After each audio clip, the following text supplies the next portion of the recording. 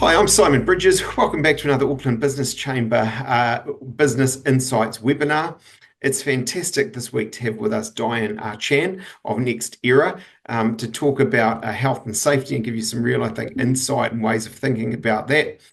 We know, of course, safety is an incredibly important topic, but it can be quite sort of confusing and intimidating, I think, for a lot of mere mortals. So, yeah, we're really looking forward to hearing from you, Diane, and having a bit of a chat about it. And maybe I'll ask a few stupid questions throughout and at the end as well. Thank you, Simon. Thank you for having me. Absolutely no stupid questions at all. Please fire away. Good.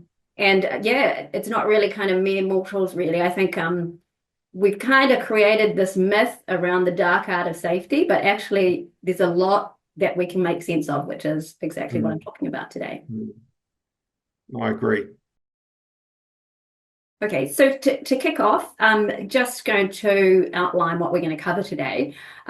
So really, there's a big changing landscape in safety at the moment. Lots of conversation, especially with the announcements last week, where Minister Van Bowden talked about the health and safety reforms. So I thought I'd cover some of that as well, so that everyone kind of knows what the landscape is in the context, and cover essentially three things: where we are and how did we actually get there, what is changing, and what is it that you guys can do now, some really small and easy practical tools to take away and start applying some of the concepts that I'll be talking about today.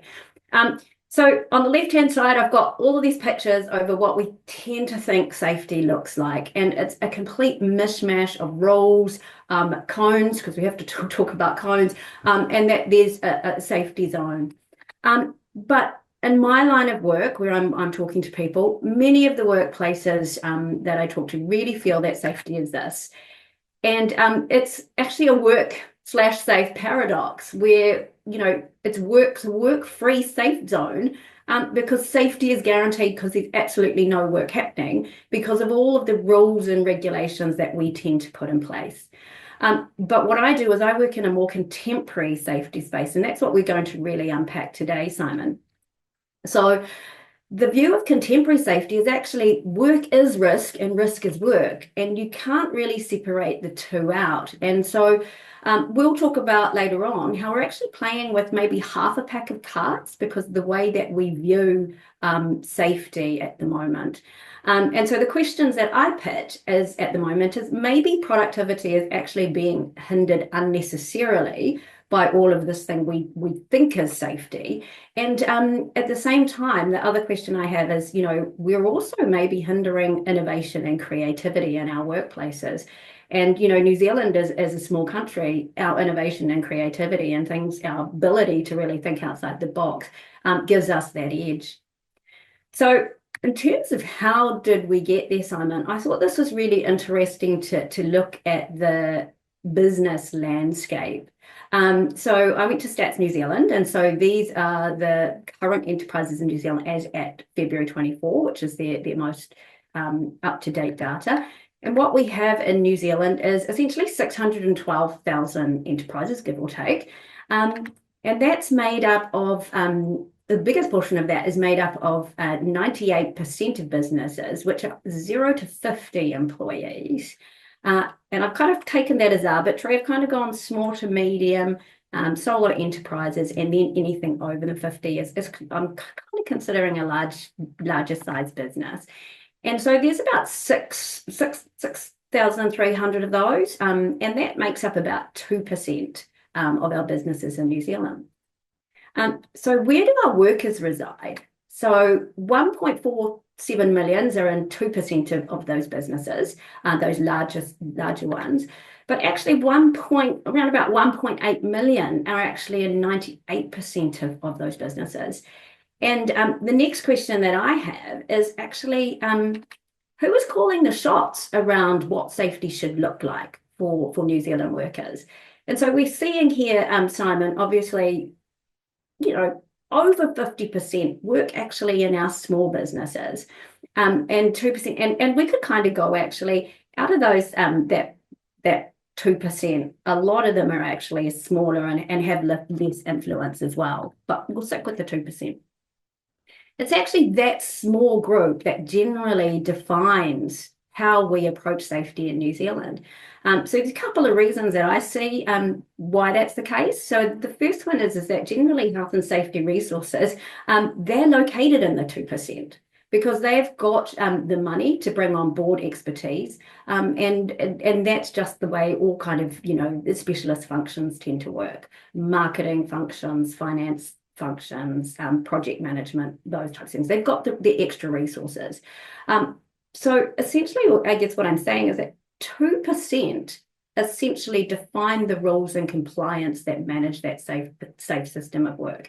And I think actually it's probably a lot smaller than that, Simon. I think, if we look at the really big organizations within New Zealand, we're probably looking at about 600, 700 odd organizations who are defining that.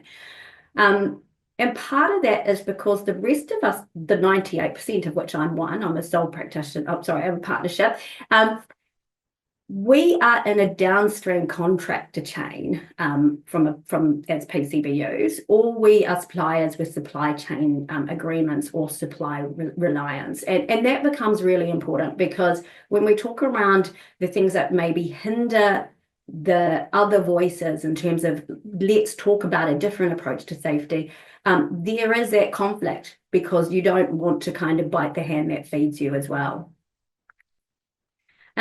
So that's kind of the context of where we came from, how we got there. But what is changing? So a lot kind of has happened in the last sort of 1 to 2 years. So I've outlined them here, Simon, and I think it's worthwhile going through them because it's really important, I think, as a, when you're a business owner or workers, for you to understand some of these changes because a lot of this, the dark arts of safety comes from not being able to have these conversations with people or having access to the information.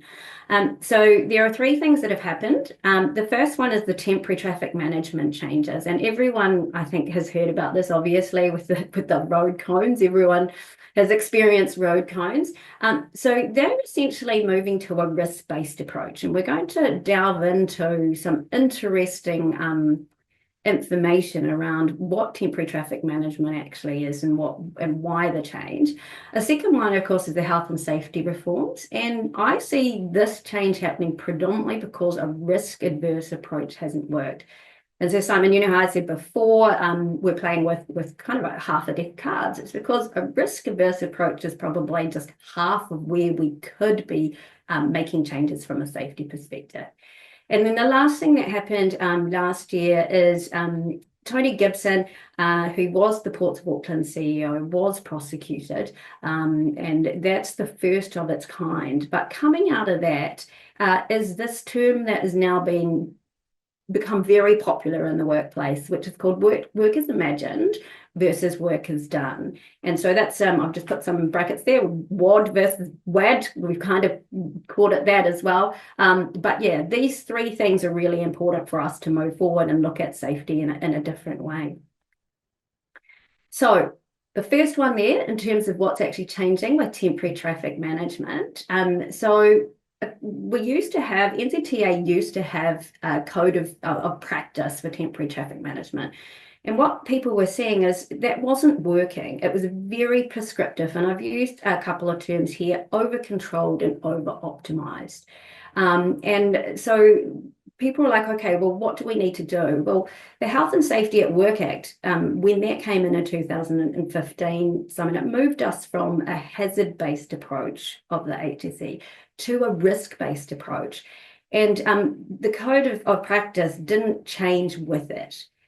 So now when they were looking at, what needed to happen to create a better outcomes from safety, they were like, let's adopt a less prescriptive approach. Let's adopt that risk-based approach because they're about 10 years behind everyone in terms of that change. So I'm going to pull up why they were looking at changes. And I'm not too sure if you've seen this before, Simon. I mean, I know that you haven't seen it? No, I don't think so. Oh, Okay. better be careful, but I don't think so. Yeah. So look, These are the statistics around, the injuries, the death and serious injuries that were happening on the temporary traffic management sites. So what's really interesting here, though, is, and I don't know if you can see my pointer, Simon. Hang on, let me just see if I can do it this way. Laser pointer. So round about Yep. here, Simon. The year 2000 was when COPTM came in. So the Code of Practice, the short term for that is COPTM. This is what happened after they introduced it, a very prescriptive way of doing things. And you can see it even jumped up here. So that's kind of 24 years of very prescriptive lens, and it obviously wasn't working. And so once they got up to this point, it became quite obvious something needed to change. And so if we look at the over-optimization, traffic cones, they doubled down on what they thought was a good control. But at the end of the day, we're seeing something here that's like actually those controls in terms of being very prescriptive, putting in more cones wasn't actually making any difference. Hmm. So that kind of is a compelling case, I think, for change. And so when we're talking about the road cones, absolutely, there's too many of them. But I think what we need to do is think about that differently. We need to be kind of going, those controls aren't working. What are the controls that will? Yes, we need to take back out on them, but we need to replace them with something else. So then I'm going to jump over to our health and safety reforms. And so, again, this is what a lot of small businesses have been saying. And some of us actually in the safety industry have been saying this as well. The adverse approach hasn't worked for death and serious injuries. Okay, so it's worked up to a certain point, but beyond that, we've stalled. And we'll have a look at my next slide. Will show that graphically as well. The paperwork is now insane. In order to get any job done, it's like you have to fill out an entire mountain of paperwork. And the reality, though, is paper safe isn't actually safe. And so we really need to be looking at what we can do differently. And then lastly, the cost of compliance to secure work is just a massive cost for those down in the supply chain. Simon, I'd been talking to a small business, and they had said, a lot of time for their health and safety resource was tied up in completing paperwork just to get to tender or to get the work for them. They weren't able to actually go to the front line and ask them, well, what's happening? What do you need what do you need to keep you safe? So why aren't the fatalities going down? So look, this is from Shamabel Equab, who economist. We can see here that we've essentially flatlined, right? We did okay, but we're not as good as Australia.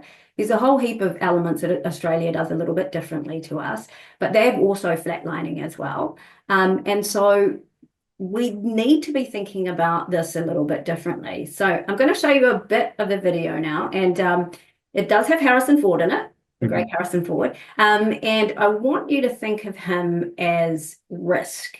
And I want you to think of the other individual that is there, essentially as our controls, our current controls in the system.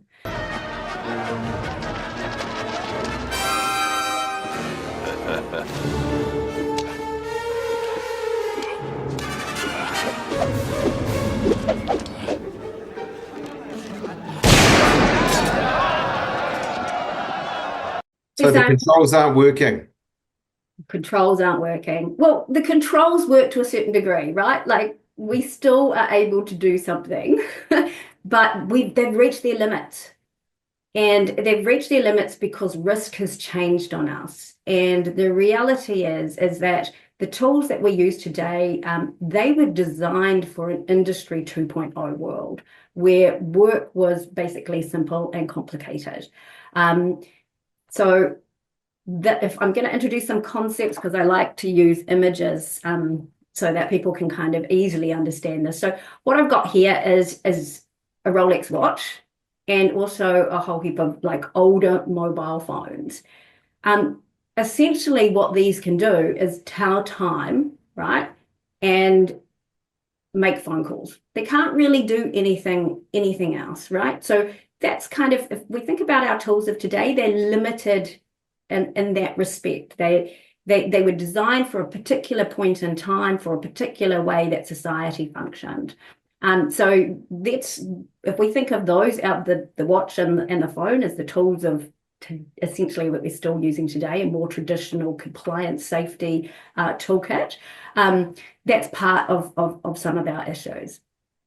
The second point I've got there is we treat risk as static and slow and always as a threat. So what I've got here, Simon, is kind of your typical 5x5 risk matrix, which you find in organizations. So when we go through a hazard approach and we kind of go, well, let's send everyone out there, tell us what they can find and you know how it can hurt them. And then we'll go, right, what is the inherent risk?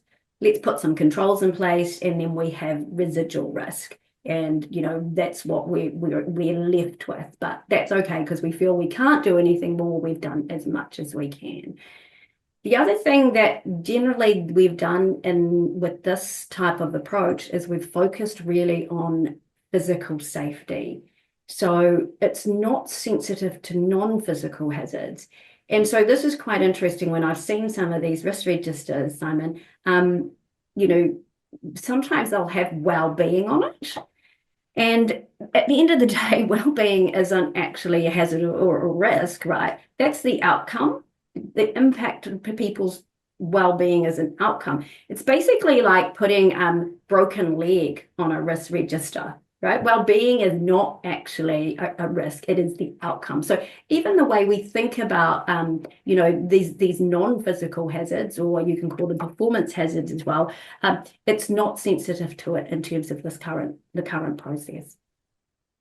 So I put here in terms, because we do a lot of work in safety, like there's a lot of activity, there's a lot of, you know, people reworking policies and rolling out new tools. But essentially, because like I said, Simon, you know, if all we're doing is bringing a knife to a gunfight, which is essentially what the video is with Harrison Ford, we've been sharpening that knife. We've been swapping out the hilts for some jewels, but we really haven't been able to meet the risk where it is. And so I'm kind of, again, using the cell phone and the watch analogy. You know, we've been iterating but not transforming. So, you know, the flip phones, the size of those phones were all iterations. They weren't game changers at all. High-end obsolescence, you know, it's a great, well-made relic, but it doesn't really serve today's needs. And so if we think about hobby items and retrends, I mean, you know, I'm seeing a lot of records come back, record players, those types of things. They're fantastic. You know, my daughter loves them, but mostly because, you know, Taylor Swift is really awesome at marketing and she wants to just buy that and stick it on the wall. You know, so we don't have a record player. So, you know, and then also if she tries to go somewhere else, she can't play that record anymore. She falls back to Spotify. So yeah, so we do we'd be doing all these weird things. And from a safety perspective, here are the types of kind of artifacts in the workplace that you'll see. And look, it's a little bit tongue-in-cheek, and I know my view of safety is maybe quite different from others in the workplace, but I think we're spending a lot of money and not actually doing a lot of adding a lot of value. In actual fact, too, I think sometimes with the over-optimization element, we've also made our knife blade rubber because we think we might hurt ourselves as well. So these are the types of things that we're seeing out there. And to be honest, like the refined redundancy, Simon, I actually have seen an organization that had a health and safety policy, and then they wrote a guide to that health and safety policy. And so that's just insanity, right? Mm-hmm. Yeah. So where do we need to go to in order to extend and meet, risk where it's moved to? So the next logical step is really work that is productive safely and is actually risk capable rather than risk adverse. And so again, I've got 3 points here, and I know in terms of the banner here, there's a lot here, but we can unpack that at a later date. But the key thing to know is, in order to become risk capable, we actually need to change our thinking and tools. We need to be able to have tools that can cope with not just a simple and complicated workplace, but one that's complex. And so, you know how we've been using the phone and the watch analogy. I want you to kind of go think about, we've got smart devices now, smartphones, and also wearables. So our smartphones or smart devices can make a phone call, but they can do other stuff as well. And the same with a smart device, a wearable, it can happen to tell time. So some people go, well, hang on, we've got to stay with what we've got. We can't make the change. We've got to fix, everything that's broken in our risk adverse world. But the reality is, Simon, this is an expansion. It's an and. We're now bringing in the other side of the coin to deal with the fact that industry has moved. We're actually at Industry 4.0, and Industry 5.0 is just around the corner.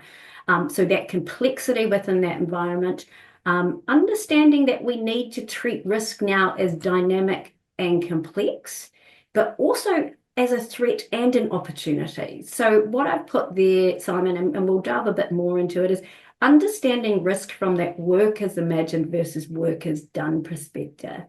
It is risk that moves in real time. We understand that. We also understand that how people are working changes dynamically as well. And so that's very different. It aligns us actually with ISO 91000, which is the risk ISO. Safety is kind of one of the only areas that doesn't treat risk as both a threat and an opportunity. And so I think we've missed the ball on that. And again, that's because Industry 2.0, our tools were built for that time. And so before we also talked about physical hazards. So those are energy sources. But now when we look at a risk capable strategy, we're introducing those non-physical hazards and saying, how do these elements, because at the end of the day, they all reside in work, right? So, we spend all this time separating health and safety and well-being.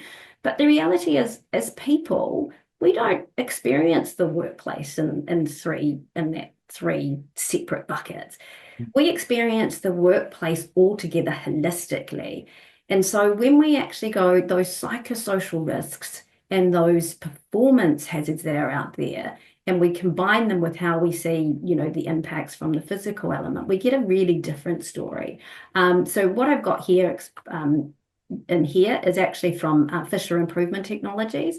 They call them the performance-based hazards. And these two elements interact all the time. And as you can see, Simon, people, programs, equipment, the organization, work environment, all of these things, when we consider them together in one and how they impact the individual, as well as what systemic drivers are also influencing the individual, things start looking a little bit different. And so this image of moving to a risk-capable strategy instead of just a risk-adverse allows us to see an entirely different form of risk and gives us new ideas about how to actually be helping the front line be safer and create operational excellence at the same time.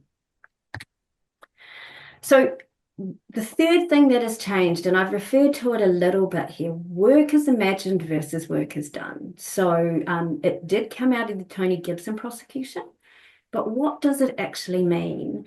So, we've had a lot of safety programs which were about going out and observing what people were doing on the front line and kind of going, well, hang on, we don't think they're doing the work safely as we understand it.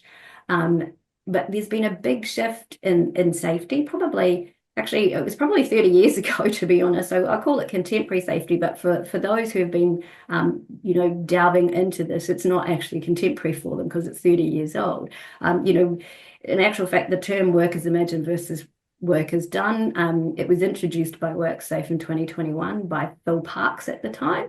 And he actually had a WorkSafe innovation team too, which created some terms around better work and tried to get people to explore a little bit more in this area. So it's starting to take off, but it's fairly still new, and what the tools look like from an applied perspective become a little bit difficult for people.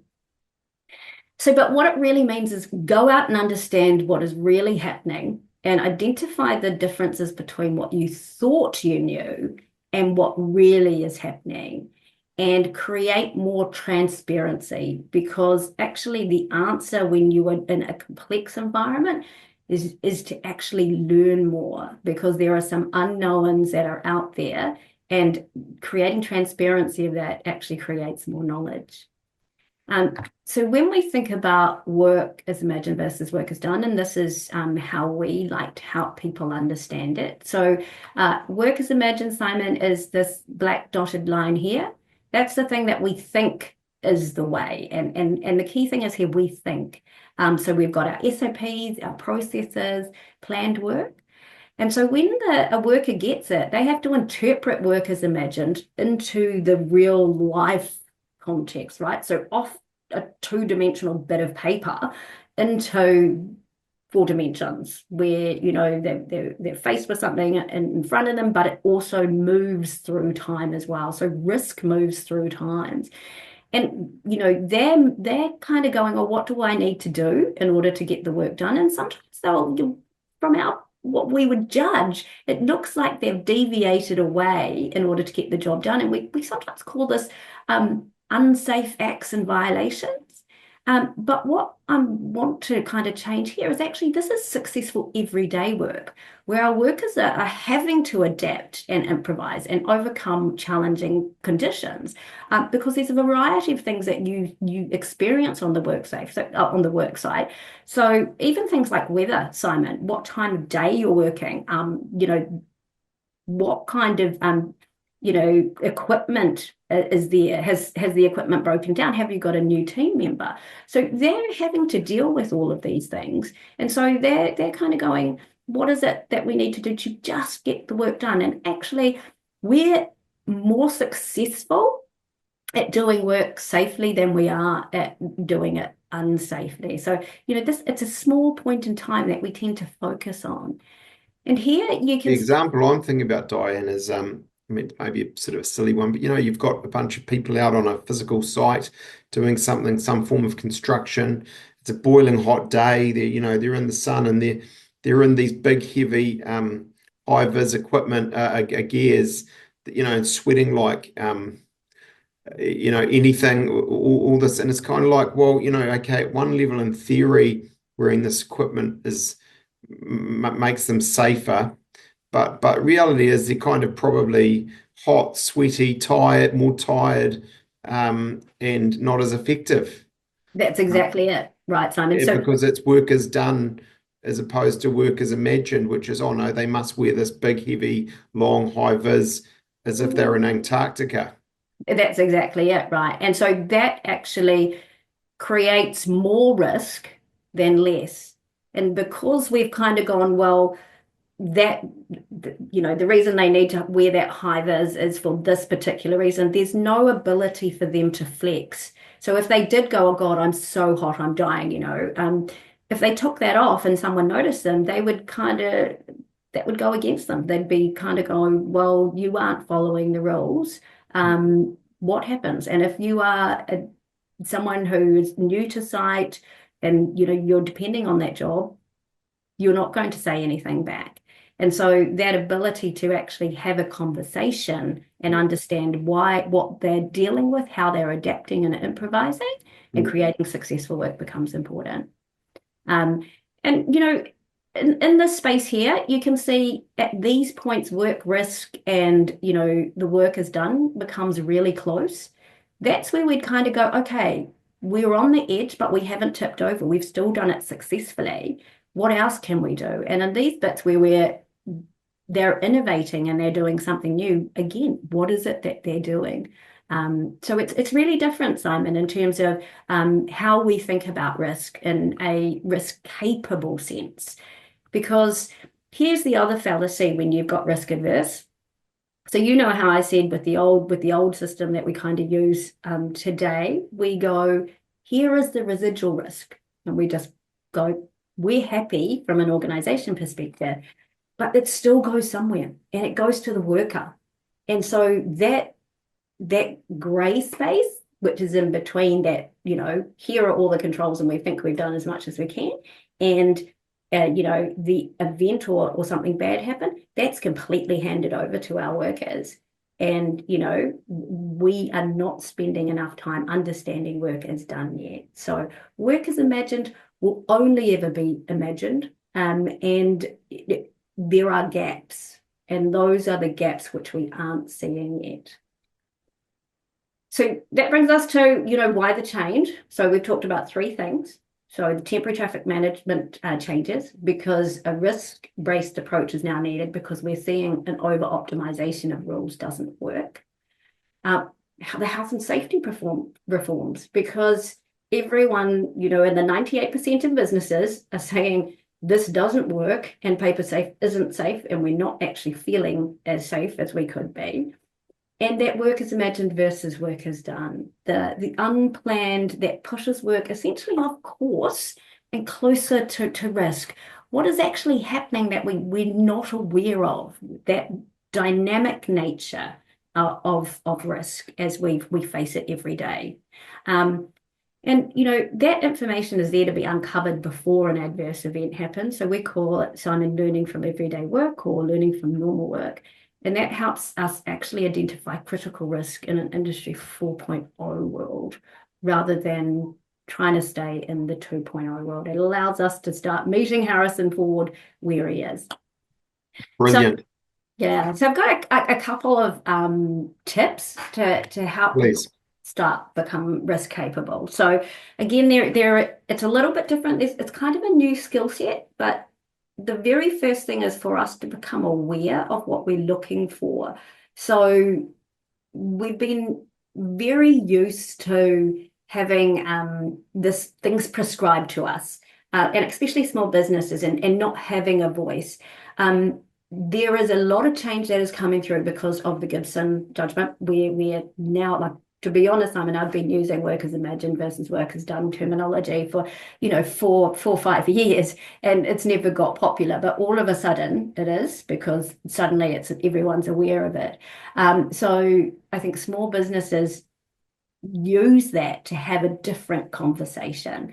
So push back on that compliance and paperwork by sort of saying, well, actually, we would like to explore work as imagined versus work as done. And every time you have a new process, or you've got questions about it, have that conversation around, even with the people that work with you as well, because that's important, because you also are creating work as imagined for your employees. So ask, is the safety practice or tool actually risk adverse or risk capable? And if it's just risk adverse, how can you move into that risk capable mindset? Learn how to see that risk differently. So really, you need to start with an absolute beginner mindset. You don't know what you don't know. So I really love Game of Thrones as well. So, did you ever watch that, Simon? Yeah, loved it. Brilliant. Yeah, Brilliant. yeah.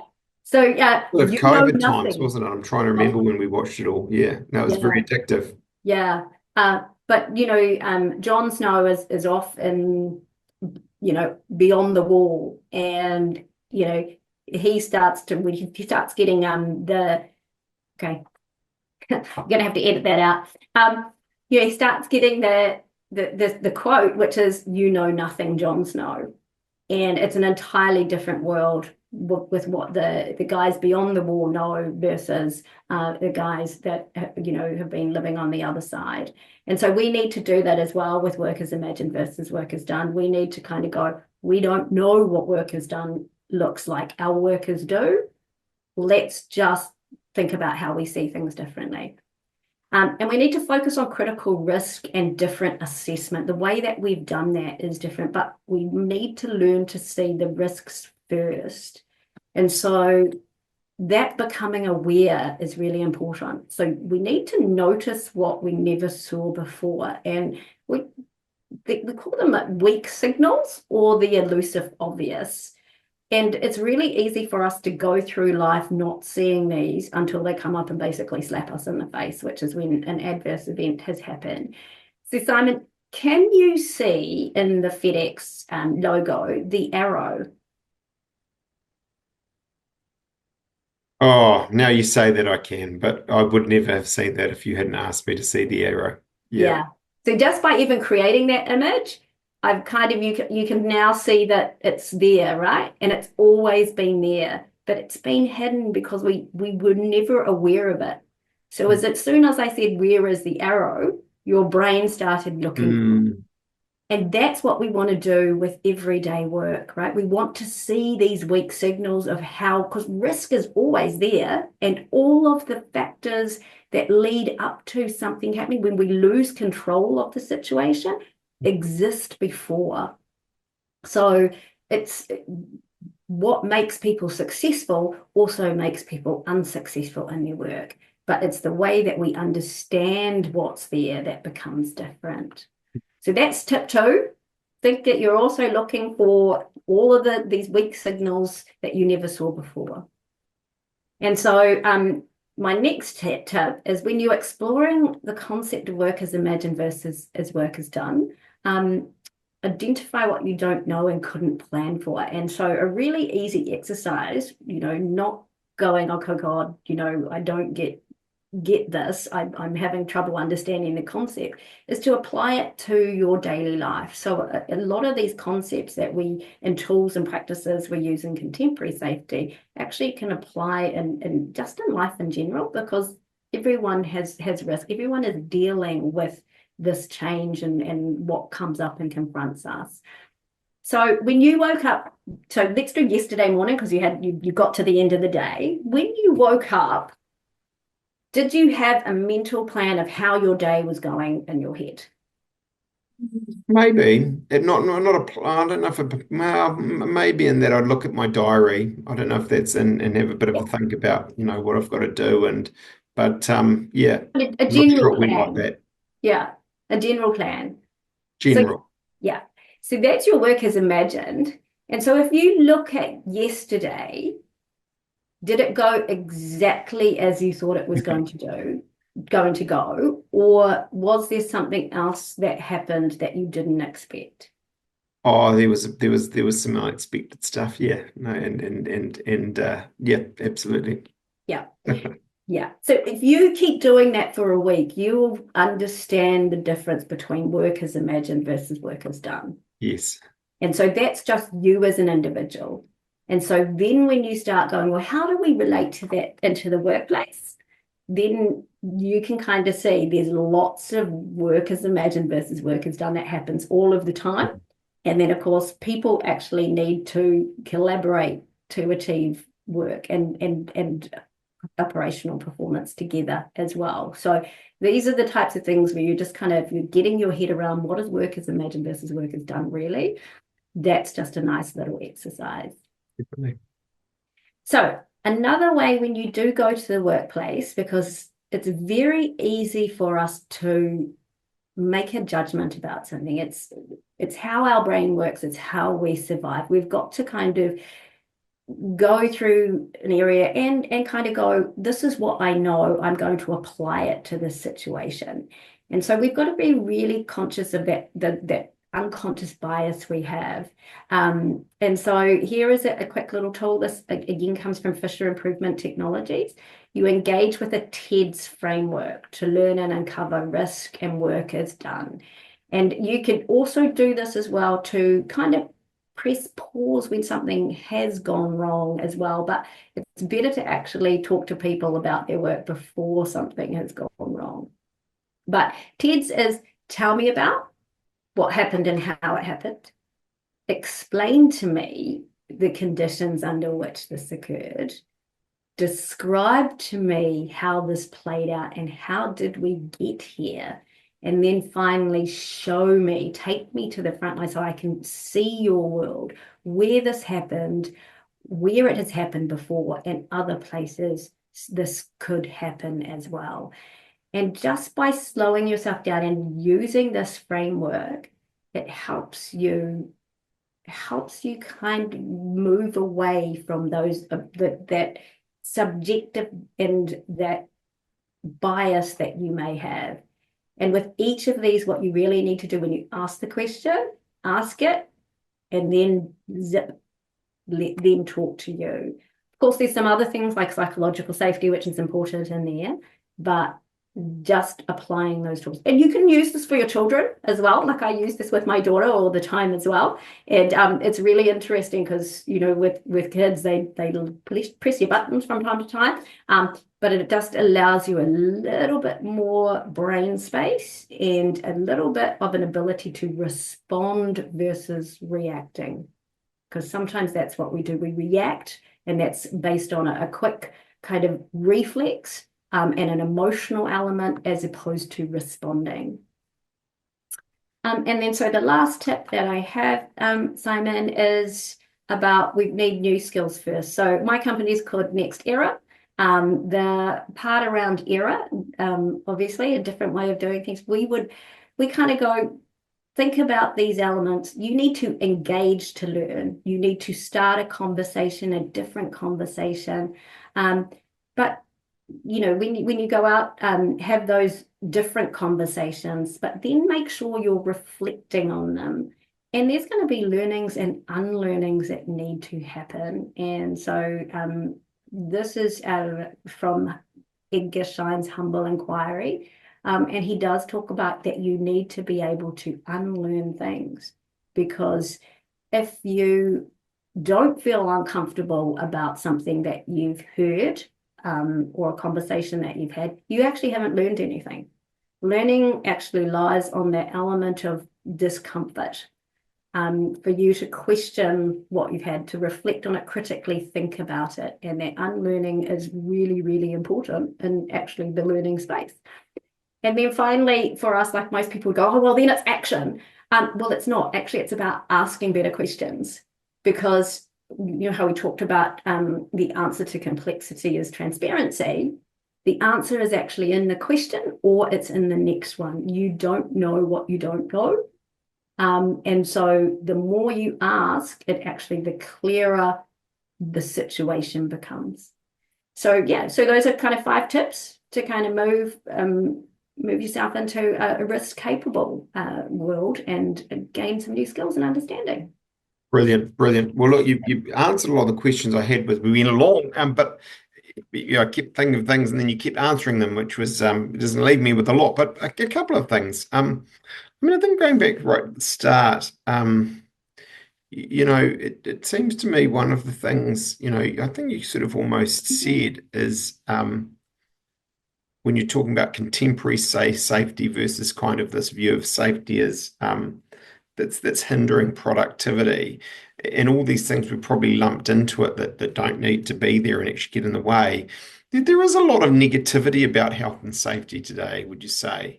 Because we've burdened it with all this stuff, and we're not sort of, we're not doing it in the smart contemporary way you talk about. Would you agree with that, or? Absolutely. We've really, really burdened it. And, even my own family, the image of it is all high-vis vests and checklist people and people essentially telling you off, Simon. And, now it's about rehumanizing. It's actually we took the ability of people to think away from them. And if we look at the temporary traffic management graph, where it kind of went up, when we overprescribed, we also said to people, your voice doesn't mean a lot. And so we've been doing this safety to people, not with them. And it's really interesting because the act, we've got the Robbins framework, Simon. Mhm. Um, and what it actually tells us to do is to self-regulate, but to self-regulate with workers because they know the risk best and they have the information. 25% of our current Act, the Health and Safety at Work Act, is about worker participation. Now, a Mhm. quarter of it's about enforcement, which really that's workplace deal, right? So the stuff where we play, a third of it is about worker participation. And where do our workers reside? The bulk of them, right? It's that 98%, 600,000 businesses who really haven't been seen as workers because under the Act, right, you the PCBUs within your contracting teams are also your workers. It's not just employees. And so we haven't been doing that. 2% or a very small portion of that 2% have been going, we know what's best and have been acting in that way. A bit like a overzealous parent that we used to have a long time ago. Mhm. Oh, there's still a few left, I think. But yeah, and I think that was the other thing I was going to ask, really, and you've sort of answered this as well, I think. But you've got that 2%, you've got these big businesses that are able to spend a lot, and they can, in a way, over prescribe and do it, and engineer. But if we think about SMEs and and that busy scene you've talked about with TTM and why and what and moving from risk averse to risk capable. Uh, you've given 5 tips, which I think are very good for SMEs. I suppose what I kind of hear at level is, rather than having to necessarily over paperwork it and so on and do all this, it's about just having observing, thinking, being thoughtful, engaging with these issues on the job, on a daily basis, and building that into how you operate. I mean, is that sort of fair or Yeah, but I would say observing is really different. We've done a lot of observing. right? With observing sometimes comes bias. So remember what people do what makes sense to them at the time that Mm, they do it. And so we need to understand why it makes sense mm, because they may have some information that we don't know. And so rather than going, oh my God, I've got a contractor or a small business that's an absolute mad max, and that's because they know nothing about safety, well, then they know nothing about safety because we haven't shared with them. It's about saying, why does this make sense to you? What about the system frustrates you? How have we missed some of the risk? What is it that you need from us? And how can we help you? And so, again, just because though you're going to ask those questions doesn't mean to say they're going to know how to respond to you because there are some power imbalances here, right? And also because we have now been dealing with this system since let's go to 1992 when the Health and Safety and Employment Act came in. We have not taught people how to think. We never told them to. Even when we took and deregulated, a number of large businesses started putting in the regulations for everyone else. mm, And so just because you are now free range doesn't mean to say that people know how to be free range.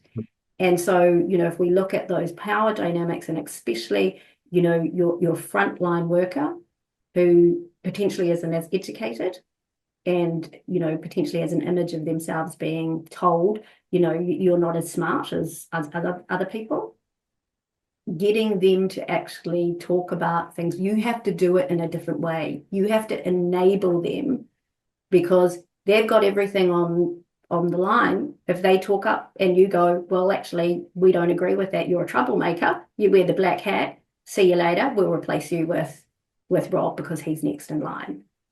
And so can't remember exactly what your question was, but mm. No, you did well. It's really around, just how we, for SMEs and how we approach this in a practical way. yeah, yeah. Mm, So nice. there's some goal conflicts there, and it's hard, right? So as SMEs, we are down the contracting chain. There are very strong procurement requirements. There's that mad max bias towards this is how you do your work. the reality is in the small to medium businesses that I've worked with, that's not the case. They are frustrated, they're hamstrung, they don't have a voice, they haven't had the language. Brilliant. Well, thank you so much, Diane. I think it's been a great session, and you've really, I think gone a long way to demystifying and yeah, demystifying health and safety. I also like the movie references. We've had Indiana Jones, we've had Game of Thrones, and you just threw in Mad Max. Yep. So that's very good. It works for me. So yeah, brilliant. That's great. Thanks, Simon. Thanks so much.